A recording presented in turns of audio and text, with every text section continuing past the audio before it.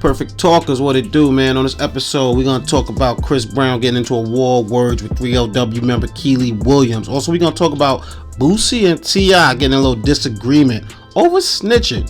Joe Biden took a trip out to the Ukraine to commemorate that 1-year anniversary of the conflict with Russia. And also, Grant Cardone feels like he has to dumb things down when talking to the black community. That and much, much more. What's good, y'all? It's your man, DJPLICCAPLAYBOY, back with another episode of the Perfect Talk podcast, man. It's 2023. It's February. You know how it's going down. I got my favorite guest in the building. My dog, my partner, my guy, Spec. What's going on, brother? What's good, people? What's good, Play? BX Finest in the building. What's going on, man? How you living, bro? You got birthday coming up, man. You looking forward to it? Man. I mean, yeah, yes and no. I'm aging. You aging? It's one of those things, you know what I mean? Wisdom with every year, you know, another year of wisdom. But, yeah, I'm getting old. Does it feel like, would you turn 39? 39. Does it feel like what you thought 39 would feel? I feel a little younger. I don't feel 39 years old. But I also didn't think 39 was old when I was young either. Yeah, I don't really know what it's supposed to feel like. Yeah. But, you know, it is what it is. Still crack-a-lacking, you know, making it do what it do. I'm literally cracking. Like, every time I fucking get up and get down, you know what I mean? It's just joint's cracking. Man, how does that work? I mean, Valentine's Day just passed, right? And I know, like, guys don't really get a lot for Valentine's Day. You know what I mean? Shout out to my girl. She hooked me up with some dope headphones. You know what I mean? Some Beats. And I know guys don't get a lot, but how does that work with your birthday being so close to Valentine's? Well, we don't celebrate Valentine's Day at all. So, okay. Yeah. How long you been doing that? How long you been getting away with that one? I mean, since Aaron's been born, we haven't really celebrated it. That's your son. For everybody who don't know, that's just little one. Yeah, that's my little one. Prior to him being born, I think what ended up happening, I never made a big deal out of Valentine's Day. I was never a fan of the day itself. Nah, I felt some type of way. But too close to Christmas, too. And so I think after, you know, few years went by, Thalia just kind of got I don't really do Valentine's Day, and now she don't even ask about it. She don't wish me I think she wished me a happy Valentine's Day, but no cards, no flowers, no gifts, no nothing like that. That's good, man. So, man, my girl, that's to your point. I ain't even used the headphones yet. She got me, and the gift I got her still sitting in the box.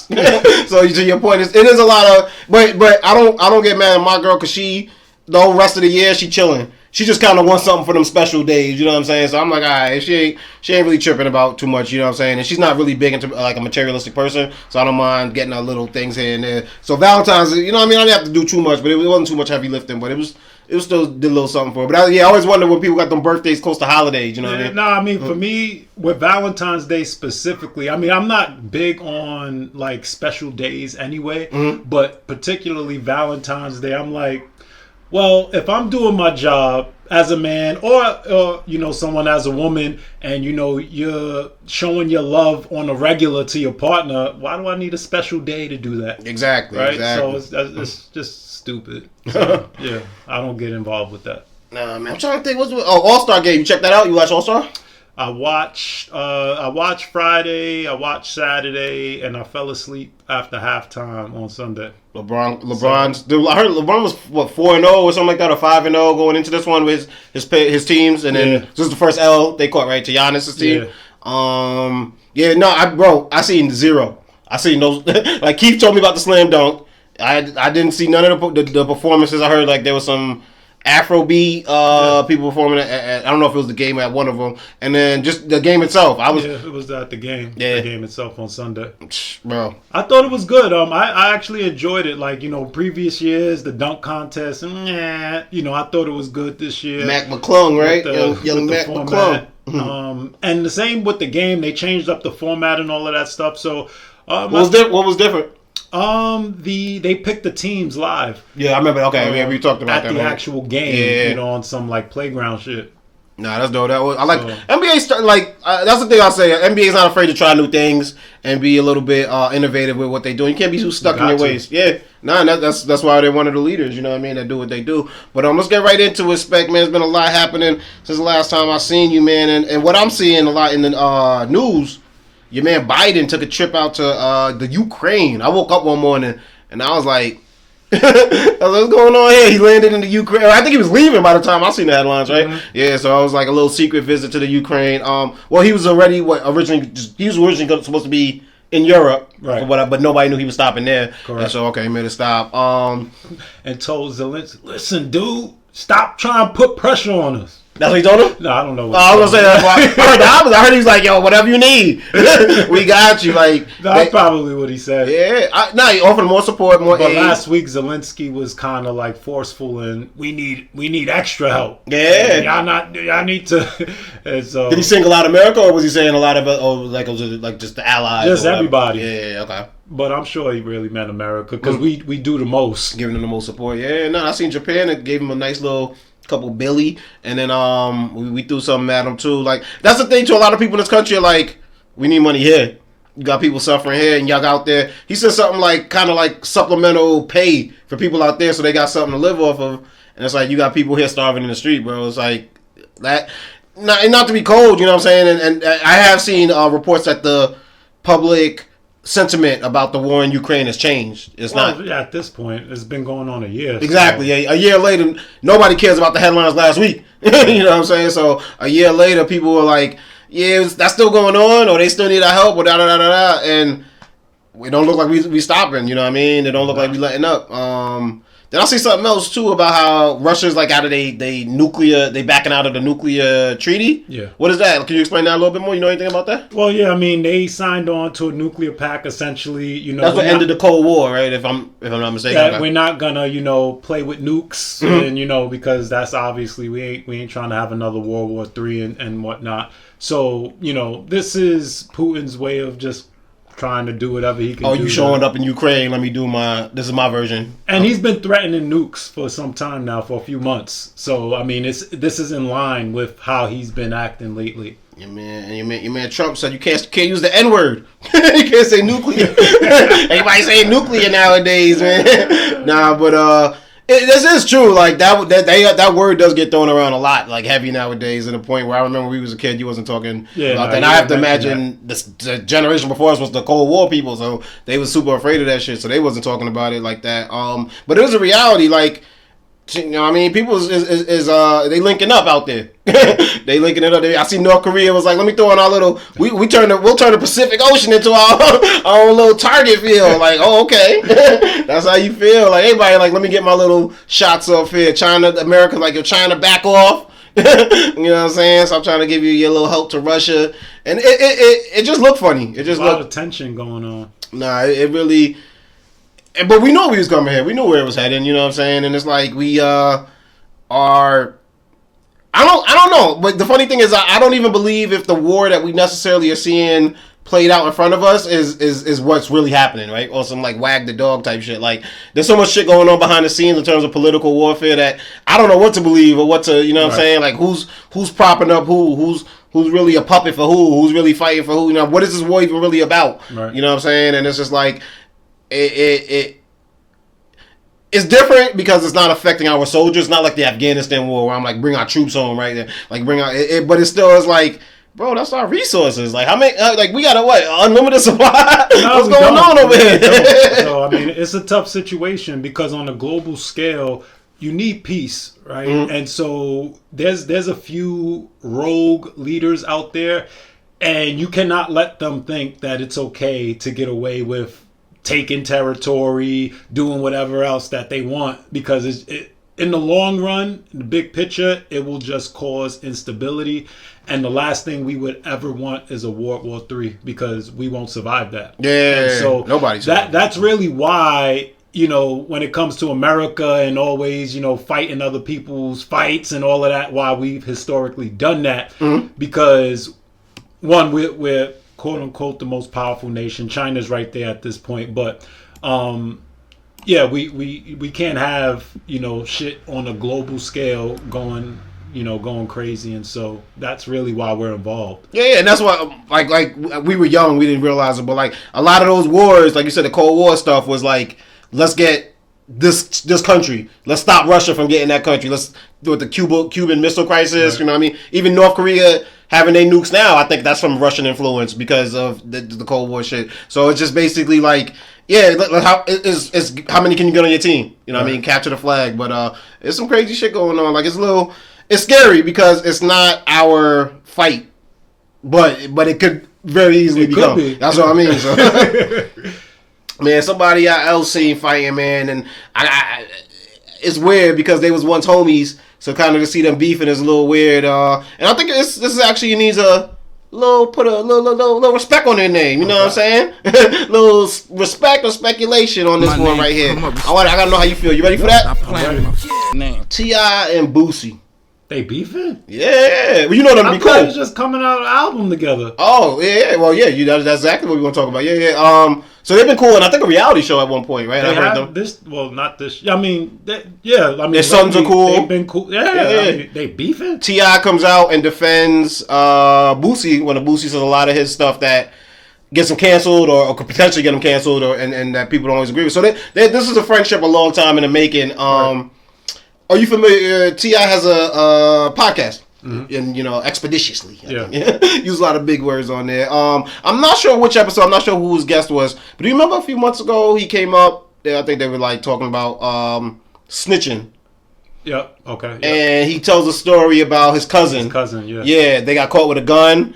And now I don't know all the details about cousin.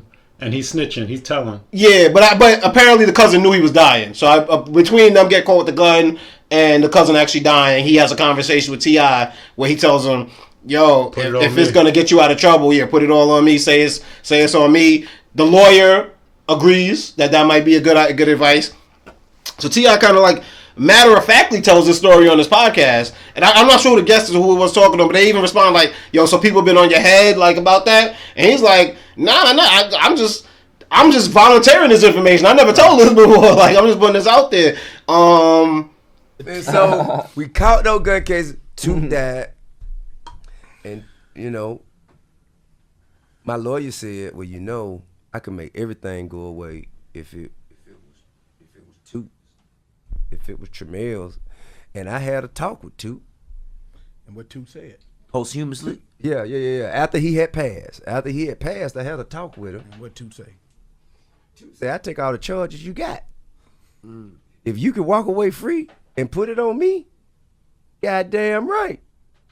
Because I'd be damned if they gonna come and motherfucking extradite me from here. If they can come get me from here and serve me a warrant, they doing damn good."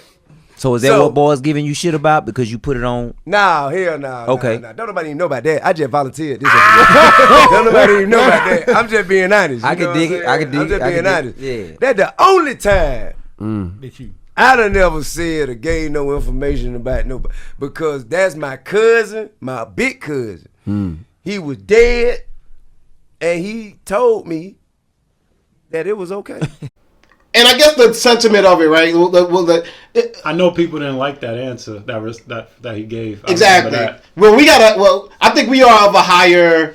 We like to be our higher selves here. We don't like to go down to the lowest hanging fruit. So the whole mentality, you got to explain, break it down to everybody. The whole street mentality of snitching, one isn't even real because the people who made the code don't even follow the code.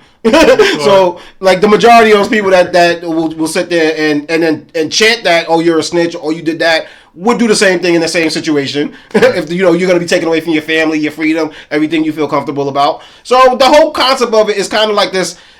And you see this a lot in hip hop, was this backwards thing that's not even, you got to be some like mythological figure who, will be willing to take football numbers, not to snitch on his buddies who probably snitched on him or would snitch on him. Right. And it's just like, it doesn't really exist, but you kind of have this like an urban legend, a street code of that's how things are supposed to be done. So you get obviously a scarlet letter. You get a shame on you when you're known as a snitch, when you're known as, "Oh, you got out of trouble because you told on your friends who you was hustling with or you was doing your thing with." I think T.I. thought that this was a loophole in that street rule. One, because he got permission from the dude to that's almost similar, right, to the Biggie situation. I remember the Biggie movie. Him and D-Rock, I think, get caught with the gun. And he's like, "Yo, I know you about to blow up. I know you." That happens all the time. Yeah. But he didn't die. But he says, "Just put it on me, because I know you got a bigger. You about to go blow up, and then help me out when I get out." Like all the time. You know what I'm saying? Like, so I think he kind of felt it was in that loophole of things. Like maybe people allege that maybe Young Thug told Gunna to take that deal, but we don't know, until Young Thug comes out. But they say like maybe he told him to do that, go out, make money, and then when we figure this whole thing out, you know what I mean, we'll get your name cleared up or whatever. But we don't know that. So I think T.I. thought that we was still in that loophole of dead cousin, got permission, this ain't really officially snitching. I think it qualifies. and Boosie doesn't. Boosie doesn't. So Boosie's on an interview with Vlad, and he says, "Bruh, what you talking about? We about to drop an album. Like, what are you talking about? Like, nah, the album not coming out. This is done. Like, that makes you a snitch." Wow. He's like, you know what I'm saying? Like, there's no way if you told on someone to get out of trouble, you cooperated, you a snitch. And then, like, I maybe I don't understand all the southern drawl, like anybody Boosie was saying, but I think from what I understood what he said, he's like, and I don't even think he's telling the truth. He's like, I think he was gonna tell anyway. And this is just some way to a story to throw on top of it, you know what I'm saying? And then so Boosie's like, album canceled. Album's done. Album's recorded, album's ready to go, and Boosie's like, album canceled, show canceled, we not doing business together no more.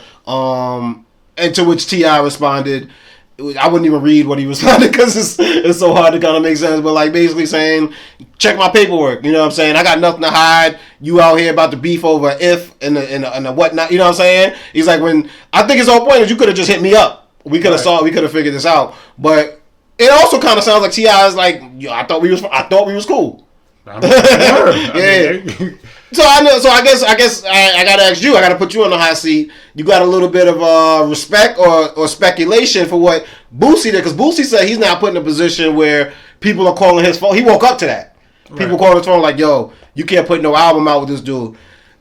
It was already a little like, I don't know, and I didn't subscribe to this theory, but maybe a little theory that maybe T.I. was already kind of cooperating on certain things because of when he got caught with the guns and when he got out. Yeah, the amount of time that he got compared to what he actually did and all that type of stuff that people Nobody ever seen any paperwork saying. Yeah, like I said, I didn't subscribe to that theory, but I know it started floating around probably by his enemies, probably by people who weren't fans of his that wanted to make him paint him in some sort of light. So you got Boosie knowing all that, like, nah, that's still my guy. I'm rocking with him. It's like for you to admit that, and I think what offended Boosie the most is it wasn't necessary. It was like kind of like I call it a barbershop story. Mm-hmm. It was like, we just trading stories. Let me tell y'all about a funny time when da-da-da. And nobody's coming at you to volunteer that information. You know what I'm saying? So now you got something that makes me look funny in some way, shape, or form. And now it's like, it might be toxic to do business with you. So, I mean, you got a little respect for what Boosie did or a little bit of speculation? Well, so I have to respect what Boosie did. Only I don't agree with him, but I respect it only because it's his position, right? And I'm assuming he would do that towards anybody, no matter who they are, because he has principles as a man that he stands by, and it's that street code, and that's cool, right? And I can't get mad at somebody for standing by their ethics and what they believe in. As long as you're that way across the board, hey, I mean, I gotta respect what you're saying. Like I said, I don't agree with it. Personally, I have nothing wrong. You don't agree with Boosie canceling T.I., so to speak? Right. But I don't not respect what Boosie did. He's standing by on his own morals, whether I agree with it or not. Those are his morals. He obliged by the street code. And that's fine. There's dudes out there that's like that. I think it's stupid, but again, if that's the code that you live by, and as long as you stand on that, then keep it 100, right? Keep it 100 all the time. But personally, I don't think there's anything wrong with what T.I. did. No, you don't think? So you not necessarily respect, but you got no speculation for what T.I. did because. So T.I. And I just want to say, we're not saying that people who. We're not trying to paint any dispersions on people who might cooperate with the guy. We're okay either way. I'm not a street dude. You ain't a street dude. You hit me. Yeah. Right? Thank you, Spec. I'm glad you said it. I'm just letting y'all know we litigious. Like I got in trouble before. I got in trouble twice. And the second time I got in trouble, the cop said, if you'd have called us, you'd have been watching them go off in the police car, but you ain't make the call, bro. And I'm like, okay. Thanks for the information. But you're saying that he doesn't fall into what the streets would categorize as snitching because in this scenario. I mean, I think you brought up the whole Biggie movie situation. In my opinion, it's the same shit. If I had a conversation with my cousin, yo, put that on me. All right, let's do that. Like, he's gonna save me. You know, I provide for this family. You're gonna lock me up. You know what I'm saying? So fuck it. Yeah, Boosie said, if he did that, you a fucking rat too. I don't spare no motherfucking body because if you do anything wrong and you cooperate with law enforcement to get you out of trouble, that means you're a rat. Oh yeah, I did get T.I.'s response. He said, alright, he said, yeah, so I don't care if it's you or your OG uncle that you see it, I got my paperwork ready to show. Pull up. My number the same and my address the same, my nigga. To get on the net and speak on shit you never even spoke to me about is leaving me to believe you been hiding your heart the whole time. I never speak certain disrespect on your name, reputation about an if, homie. The convict code say when in doubt, pull the paperwork out. If you ain't did that, now I don't know what type of time you on, but I'll say it again. If it was a question or confusion about anything, you could have called and asked. So you could report back and tell your OG, or you could have pulled up and checked the black and white like I'm offering now. Either way, though, my nigga, I ain't reading the rest of this. That's the appropriate response. So what I will say about Boosie, just generally speaking, my opinion, I don't like when people, speak on shit like that, over the internet. Like, if in fact that was your man's, like we all thought, right? That's a conversation. Even if you're getting asked in the interview, I'm not gonna speak on that right now. No comment. Yeah, no comment talk or to your some guy shit like that, right? So I'm a big fan of, like, I don't like bad mouthing people I do business with, right? I think that's and like I don't necessarily know if everyone would consider it bad mouthing, right? But I would never want to paint Spec, who I record a podcast with, in a bad light, because what does that do? Let's say you had bad habits. Like, you're actually the perfect example because you don't follow this. But let's say you were lazy, or let's say you didn't grind, or let's say I felt like you didn't pull your weight. That's in-house. That's family business. Like, right. Let's talk about that. Or if there's other people involved in this production, let's all meet together and then let's address it with Spec. But for me to get on someone else's podcast and be like, "You keep me grinding, but Spec don't," that to me is always kind of weird. You know what I'm saying? And right. It's like, I don't really like the people who podcast gossip. Especially when you're male. I think if you're a male and you do gossip, that's weird to me. Now, and I guess someone could look at what we do. What's the difference between that and gossip? It's like, well, I'm not saying that we know these people and that we heard from people that's cool with them. I'm giving you the same shit you can find on the internet. You know what I'm saying? On any website. And it's just like, when we're just giving our opinions on it. But I think when you get into, I heard this person is not feeling some type of way about you doing this. I think a couple weeks ago, somebody, I don't want to say who it was, but I think somebody was saying Future was mad that Drake did an album with 21 Savage. And I'm like, Future don't give a fuck about that, man. You think Future, like, I'm like, come on, bro. But it's so easy. Anyone could just say they heard you felt some type of way about something. It's like, that gets weird. So address me first, talk to me first. And I know it's not always possible, but it sounds like T.I. and Boosie had enough of a relationship or rapport to go there. To have a conversation. Because that kind of means, like, I guess on an exaggerated thing, and I guess in the world that Boosie, I'm not saying that we feel like this, but in the world Boosie lives in, homosexuality, he's probably homophobic, right? He comes across. He says he's not. Yeah, but his comments don't necessarily represent that. So that means if someone would have told you T.I. was gay, you would just be like, I can't record the album with him. You know what I'm saying? Like, just based off of what somebody else said, or I guess maybe this is different because T.I. said it himself. It wasn't he said, she said. T.I. ain't have to volunteer that information, bro. I didn't think there was anything wrong with it. I mean, I guess if T.I. made a gay joke, in like white boy humor, you know what I'm saying? And Boosie like, I ain't funny. That nigga's just like, I ain't recording with you no more. You ain't say pause. You can't take a gay joke? Damn. Damn, Boosie. And these niggas like 50 years old. Like, that's a little weird now. You think we getting into weird territory there. But I got another, let's see what's going on. Respect or speculation, man. This one came out because Haley, I want to make sure I pronounce her name right. Haley Bailey, right? That's her name, the young lady who sings. Is that the mermaid? The sister. Is the sister the mermaid? No, she might. Oh, Chloe Bailey is the sister, right? Okay. Yeah. So Haley Bailey is the mermaid. Okay. Yeah, you're right. And then her sister's Chloe, they were in a singing group together. Yep. Now Chloe has the solo career. Okay. She has a new song coming out with Chris Brown, I believe this week. Oh, I did hear about this. And then she put a little teaser picture It looks like maybe from the video or photo shoot or something of her and Chris Brown. You know, just to like, hey, yo, it's coming out because me and Chris Brown making music. Kiely Williams of 3LW and Cheetah Girl fame, who, you know what I'm saying?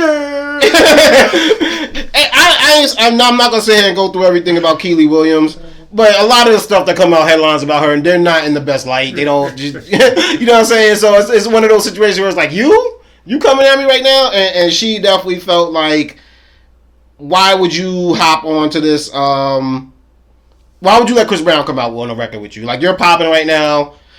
I think Chris Brown's more popping right now. If I would have, like, I don't know, I don't want to put him on a scale, but I think Chris Brown moves numbers, you know what I'm saying? Chris Brown was just got Grammy nominated, right?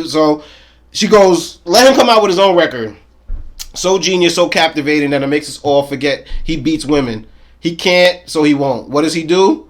He slowly creeps back into the mainstream by getting small nods for features on black women's merit. Black women who are more talented, more worthy, but give them the okay. So fans had mixed reactions, and then Chris Brown just went DEFCON. Damn, Chris. He wrote, I'm getting tired of your broken promises. Obviously, you're at a point in your life where you're either very broke or broken. The fact that you have to speak negatively about me makes you look so lame. Your life and your career must suck right now. Then Chris Brown went on to post on his stories several white male and female celebrities who actually were arrested for domestic violence, but weren't necessarily canceled, weren't blacklisted, were still allowed to make content, perform in Hollywood. So we'll get into that in a second, because I think that was maybe the wrong way to go. Because now I was like, all right, Chris, we just comparing the scenes. I was with you, bro. Before we get into all that, well, like, I guess I thought she was corny for coming out with that. So I'll just say how I feel. Because I'm like, I get what Chris Brown did wasn't great. But it's also, how old was Chris Brown when that happened? Like early 20s? Yeah, it was tops? Yeah, you know what I'm saying? It's like, are we just going to hold everybody for a lifetime cancellation for a mistake that was made in their youth? You know what I'm saying? Or in a moment of aggression? Right.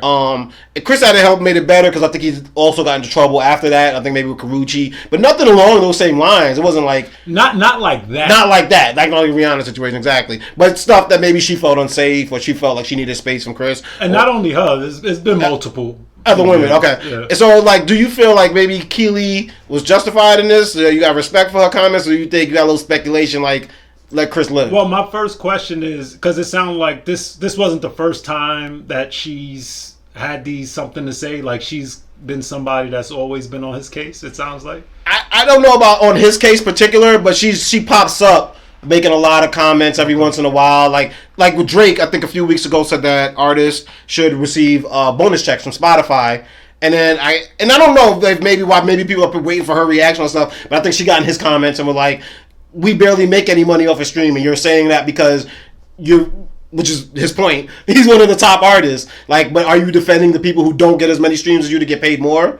Maybe use that power. And it's like, Drake's like, I'm not, bitch, I'm trying to get paid. Like, what are you talking about? Like, he's like, Spotify sending me plaques. I want a fucking bonus check. Like, I'm an athlete, you know what I'm saying? But yeah, so that's the last time I was here. Before that, the time before that, she was doing an interview where she was talking about how the members of B2K, I guess, ran a train on her, and why she felt the need to come out with that. Maybe she just wanted to take control of her own past, you know what I'm saying? But other than that, I haven't particularly seen her come at Chris Brown. But I'm not saying maybe I don't pay her enough attention. Right. Yeah, I mean, it's first and foremost, it is her opinion, so she is entitled to it. Based on what she said, I mean, I hear where she's trying to come from, but I don't know. I think it's a tough situation either way. You know, like I said, it's her opinion, so she's entitled to it. It's weird with the domestic violence thing. It's hard because, yes, you don't hit women, right? Correct. And you got a son, I got a daughter, and I think we both teach them the same message. You don't put your hands on people and don't let people put their hands on you. You know what I mean? But I've lived enough life and seen, and I've had my own, full disclosure, my own experiences with that, where it's not that cut and dry to look at every situation and be like, man bad Right. for putting his hands. Yep. Woman must be good because she was the victim in this situation. Right. It doesn't always work that black and white. And not saying that Chris Brown was right, wrong, or whatever the case may be, but also I'm not one of those people who feel like your obituary should be headlined by your biggest mistake. Right. It shouldn't be woman beater Chris Brown passed away at age 75. It shouldn't be like what did J.R. Smith do? J.R. Smith with the fucking wrong direction. Yeah, that shouldn't be his like because he did so much great other stuff in life, or at least just he lived a decent life. You know what I'm saying? So I don't feel like to hold us to our biggest mistake is something that I think no one would want to face if they were on the other side of it. Right. I mean, and like I said, I'm a big fan of Chris Brown. You know, he's certainly, in my opinion, one of the GOATs. And you know, he has made mistakes. You know, he's had more than one situation with DV and women and all of that. But I feel like the people who fuck with him are going to continue to fuck with him, and the people who don't aren't. And the reality is, in today's environment, you know, everybody has an opinion, and your opinion is easily voiced. And so I feel like we're going to hear all the negative comments, right? It's just like when you hear, you know, artists talk about, you know, people on the internet is saying bad things about me, yet this artist is 10 times platinum, which means that you have way more people who like you than, you know, focusing on this little subset of people who are on the internet who you probably will never see in your life. I think that's what we see, but that's not the reality. Yeah. And so for that, I do think Chris Brown just needs to, you know, just fall back. You know, people gonna have their opinions, and again, more people fuck with you than not, and so you can't be worried about what these fucking other people be saying. Also, I call it the bad review theory. I think if you got nominated for a Grammy, which I mean, not and the Grammys ain't the end all be all, but the point is, people fucks with you. Your music and the industry, multiple songs on the radio, like people f with you. So don't fall for the bait.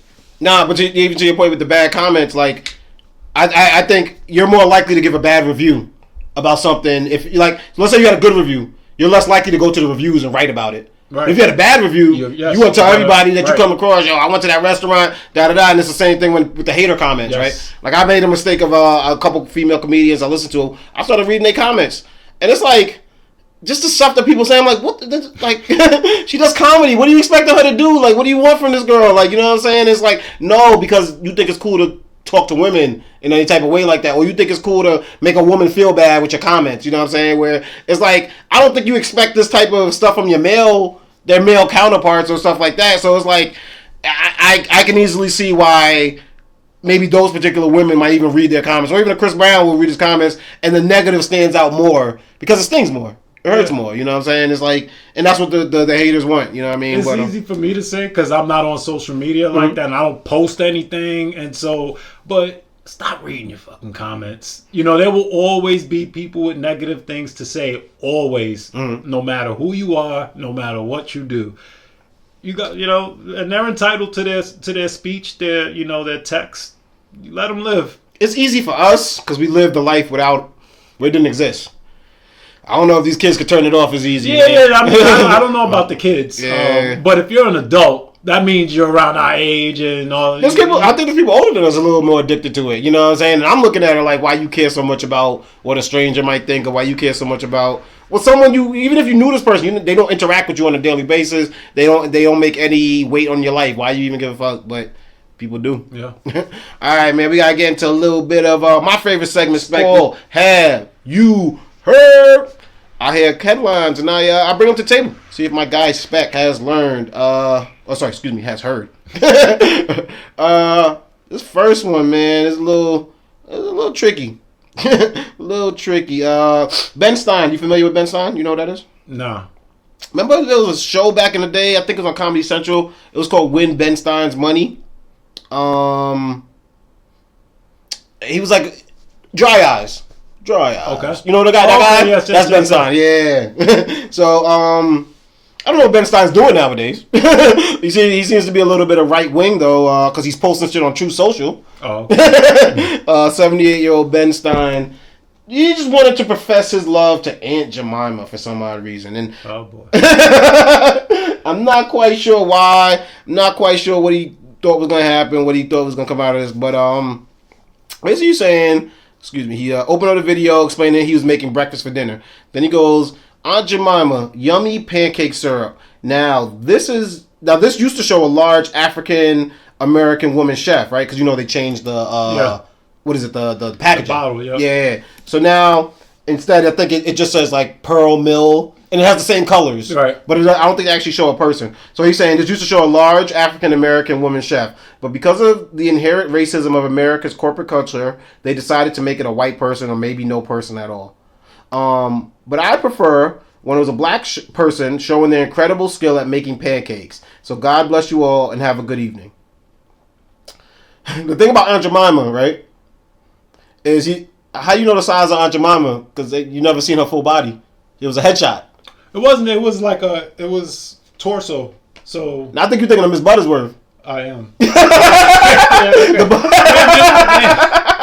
Okay, it was a headshot. Aunt Jemima is a headshot. Okay, So maybe he's thinking of Mrs. Butterworth. Maybe he is too, man. That's what I had in my mind. Yeah, because that's just a headshot. But I guess maybe by the cheeks he assumes she's a large woman. Well, you could tell. I mean, she got a little. She looked like got a little body. She's like one of the characters from 227. I can't remember which one. But I think people are like, whoa, hold on, bro. Number one, you'd enjoyed the same tasting pancake when it was a make-believe black person that made it. Like, you knew this shit is full of high fructose corn. You knew it was made in the factory. You ain't think a fat black woman made it in a back room. So what are we talking about here, bro? And then One day, maybe back in the day. Yeah, when it started the original Aunt Jemima. There's about 4 of them in the back room. Just whipping it up, you know what I'm saying? But what the fuck, man? Stop. What are you talking about, dog? But my thing, do you really need black people? Well, we didn't like the representation to begin with. But I also don't think we was protesting for it to be taken down either. Yeah. It was just one of them things over time. So I don't know, is Ben Stein maybe leaning with that, or is it just like? So when I hear that, I didn't take any offense to it. Like he's just making a normal statement, in my opinion. Like, but the thing is, nowadays everybody makes everything about race, no matter what it is. That's the underlying. But he made it about race though. So he's speaking. You prefer about pancakes when it was a black woman on the logo, but it's the same package. It's like, I don't know, that's weird. And where the hell he get Aunt Jemima? He still got the Aunt Jemima bottles. How old is them bottles? How old is them bottles? I would really love to pick his brain, because I bet if you picked his brain to find out why he really made that statement, I bet you probably say, oh, I mean, I get it, mate. And it was just like, again, I didn't really have an issue with what he said, because I didn't take it to be a racial thing, even though he, said I preferred it. When he's saying, if he's saying he preferred when a black person did it versus when if a white person did it, that could be saying a whole lot of things. That could be a compliment. It really just depends on. We also got to remember he's 78 years old. He came up at a very racist time, and two, we had allies back then. But I don't. A black person wasn't making it. There's still a white person that was at the head of the company. I'm sure maybe at one point in time there was. Not in his lifetime, though. Well, not in his lifetime. Yeah. I wouldn't know. Yeah, I mean, it's one of those things. It's not the best comment. You should have known better, I guess you could say, at the end of the day. But you can let us. I got a little speculation whenever a 78-year-old white man turns on his phone to post on True Social. I got to think you. Well, okay, so we have to look at the platform. Yeah, I got to think you kind of know your echo chamber and you know your audience, and you're like. Maybe, yeah. I mean. But we don't know. Like, now that you say it's on True Social, now I'm questioning. I mean, what are you doing on True Social? So yeah, maybe he is racist. But the point I was trying to make, when I hear things like that, the first thing that does not pop into, oh, this person's racist. Like, Just stop it. Yeah, fop it, man. Like Chris Brown said, bro. Spec, have you heard? Grant Cardone, real estate mogul, motivational speaker. I knew about him through the motivational speaker world. Came out with some comments recently, basically saying why he resonates more with the black community as opposed to maybe a 50-year-old white man. Said if a 50-year-old white man sees me on the street and a 25-year-old black kid, direct quote, sees me on the street, the 25-year-old black kid recognizes me because I resonate. I speak his language. I talk to the culture, and I'll play a little bit of what he said if I can find it. Oh Lord. As to why he uses, slang. About half my audience is black under the age of 40. Now, the reason is because we go after that audience and we're talking to them in very street terms, if you will, very not big nomenclature, vocabularies, we just keep everything very tight and simple. Which to me sounds like I dumb it down, right? I talk to black people, and I'm not going to use big words. He used nomenclature in that quote that he said, because in his opinion, it sounds like he doesn't think using big words, or he thinks he has to speak to black people in street slang, which is offensive to me because not all black people are even from the hood, so to speak. I know a lot of black people that are suburban. Not all black people, use slang, right, or what you'd call that. Like I do a podcast, and I do several other podcasts with people who every other word isn't the N word, or what I mean. We can speak as if we went to school, that we graduated, that we can hold a conversation in an intelligent way. So to me, that's a little bit offensive. But I wanted to get your opinion on it, because sometimes you bring a different view to things that maybe I didn't see it from. But do you think Grant has a point? Or do you think it's a situation where he might be being a culture vulture, where I want to profit off a community I might not think is that intelligent? So I think this is a situation where it was a poor choice of words. I've listened to Grant several times. Okay. And yeah, he dumbs it down. And to be honest, when I'm watching, whether it's, financial podcasts or anything like that, I don't want to hear a bunch of fucking big words that I don't understand. You got to look up anyway. I don't want to, I want it to be dumbed down so I can digest it easily. Okay. When I'm, sometimes I'm tasked with being a trainer at work, to help, onboard new people or whatnot. I don't use big words. I don't use insurance jargon. I dumb it down. I use very simple terminology. I may throw in a curse word, to make people feel comfortable. I talk people, I don't want to say I talk people language, but talk people talk. Well, let me ask you before you go off, but do you switch that, you code switch? Like, so for instance, if your trainee's black, do you speak to him in a different way than if your trainee was Asian or white? So here's what I will say, right? Now, when let's say if I'm on board and, people who are going to be doing my job, whatever, I'll dumb it down severely. Now, let's say if I need to fucking talk to a bunch of executives and who I know that they know the lingo, they know the insurance jargon, all of this stuff, I'm going to use the insurance jargon. Okay. So I'm going to tailor my message towards the audience in which I'm speaking to. Okay. Now, as far as Grant Cardone goes, he's realized that, let's just say, young black people between the ages of whatever that age group is are listening to him. He knows nobody wants to hear these big words, these things. Nobody's gonna. And I'm not to say nobody, but the reality is, and this is just my opinion, the vast majority of people from my culture, if you're speaking a language that one cannot understand, I'm not going to go listen to you, because the reality is there's plenty of people out there who is speaking that language. They're just black, right? And I'm just somebody, I don't look at it as, oh, because you're white, you can't talk like that, or because you're this, I don't do any of that. And so while I do think it was a poor choice of words, because he essentially his words are going to allow for people to do what we're doing now and criticize him. and take his message the wrong way. Where I understood what he was trying to say. I just think he didn't say it the right way. Yeah, and I didn't see enough of the interview to know if he went on to talk about other groups and what he tailors his presentation for Asian people, Hispanic people, so on and so forth.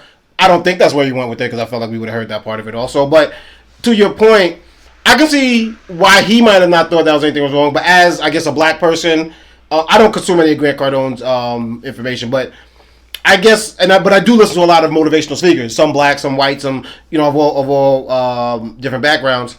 And if I felt that the speaker was tailoring the speech based off of the color of my skin, so as if you felt like I wouldn't have been able to understand it if you gave the intermediate or advanced version, that you got to give me the beginner version, I am going to feel like that. Now, if I wasn't in this group, would I still have, or would I agree? I don't know, because I'm in this group. I'm part of it. I also know that school wasn't tailored differently for me, right? When I reached the college level, I wasn't given a different course.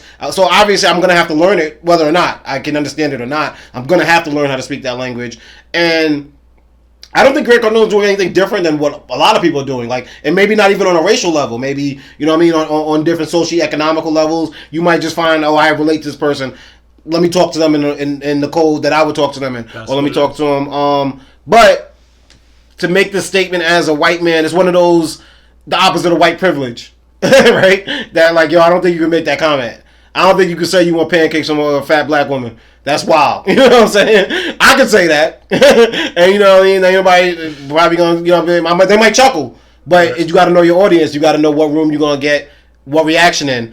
And now Grant Cardone has put himself in a position where the same people that worked with him before kind of feel like, well, how do you feel about us? Do you have that same respect for us? You know what I mean? That's the thing about Trump that I think some people got behind, is like, at least I know where he stands. He's not smiling in my face and telling me something different. He's telling me straight up, he don't fuck with the Mexicans. He don't do this, he don't do that. So it's just like, to me, that'd be a reason not to like him. But some people are drawn to that because they feel like, how many people are smiling in my face but don't really respect my dollar or don't really respect my intelligence? And I think Grant Cardone has put himself in that situation. Now, he's in a great industry to make a mistake and bounce back from. When you're a motivational speaker, it's like, now I'm down. Watch me get back up. You know what I mean? And I'm sure he's good enough at what he does that this isn't going to affect his business. He's not going to be canceled. There are probably people who listen to stuff that can come to his defense, right? Like, I listen to Joel Osteen, and when Joel Osteen gets in trouble, I can come to his defense a little bit more because I listen to him. I get it. I know what he's saying. And I'm not going to say and place any type of title on Grant or any type of judgment on him. But if I'm looking at this in a vacuum, this doesn't look great. Yeah, no, I mean, but if you look at anything in a vacuum, I mean, you're only you don't want to allow yourself to be put in a vacuum, pretty much, because now people could take what you're saying and make false or incomplete conclusions about you. Yeah, like I said, I mean, I don't know what show that is that he was on, but it looked like a Fox show Fox type show. Yeah, and so I mean, it is what it is. Like I said, I think it was a poor choice. He could have phrased his sentence better. To where he wouldn't have gotten the backlash that he did. No, I agree with that, man. Spec, I know we running tight on time, but I think we could do a little bit of quick things I seen on the internet. Let's do it. You know how we do things, man. I think we figured out a better way for our technology to streamline this a little bit, so hopefully it won't be as clunky, and we're gonna let y'all know what's going on for the audio people out there. All right, so you got these 4 white dudes. Looks like they're standing on like a door, like Titanic style, right? And something comes up out of that water. Something comes up out of that water. So they all start jumping in the water, like, oh, okay, let's get away. Oh, we back in the water? We jumping back in onto the door. And he jumps back on there. Floating on the door.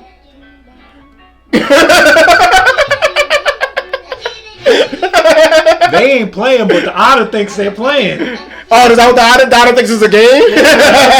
What does the otter do? Is can the otter bite you, or they just freaked out because they never seen one before? The otter's chilling. They just freaked out. So that thing don't attack. It's not gonna attack them. You think? It's not gonna attack them. I would freak out because I'm like, look at this big rat. Nah, the otter's chilling. He think it's a game. Like a puppy. Right. Oh, okay. I learned something about fucking sea life. Alright, things I seen on the internet. I thought this was hilarious. Hope the audio is on. This one's on Instagram. Let's see. Let's see. Can we see? How do you get to? Oh, here we go. Alright, let's see if we can play it. When I came into the game, I didn't take the music industry serious. You know what I'm saying? I didn't really know about the music industry. I didn't like give a f about the music industry when I first came in the game. And then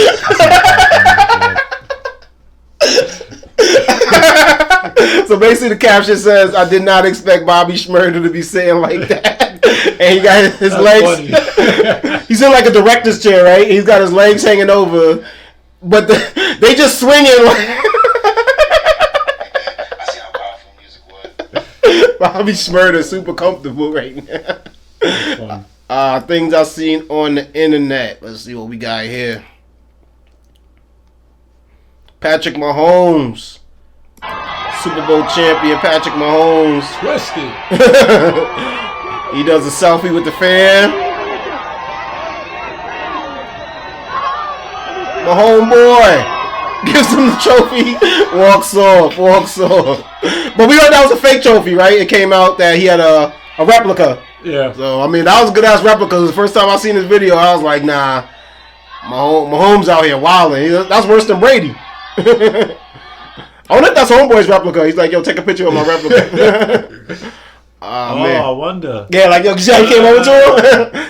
But shout out to Patrick Mahomes, won the Super Bowl. You checked that out? You seen that performance? He did his thing in the Super Bowl, man. Did I see the Super Bowl? Yeah. Oh, yeah. He like Patrick Mahomes performed? Nah. Pat did his thing. I was telling Keith I gave up halfway through.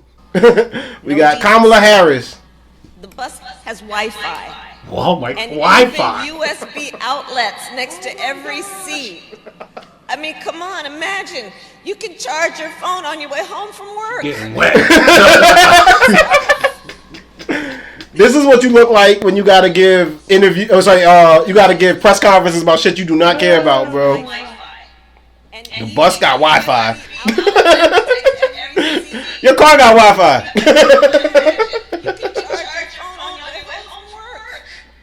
Boy. Kamala. I think I got one more for you, Spec. Let's see. Things I've seen on the internet. Have you seen this? Did you see this video? It's hilarious. Hold on. What's the sound? We gotta get the sound on this bitch. Now the quote at the bottom, the caption, right? What does it say? The box is only 30 pounds, right? You worked in a warehouse, Spec. That's not a 30-pound box, right? That's not a 30-pound box. That's not a 30-pound box, bro. So the dude filming this is foul to begin with.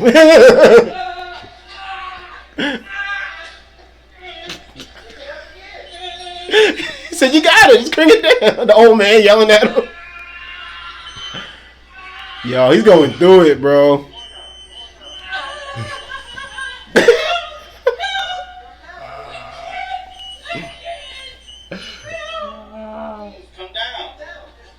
Nigga said you would have been down by now. Why'd you stop?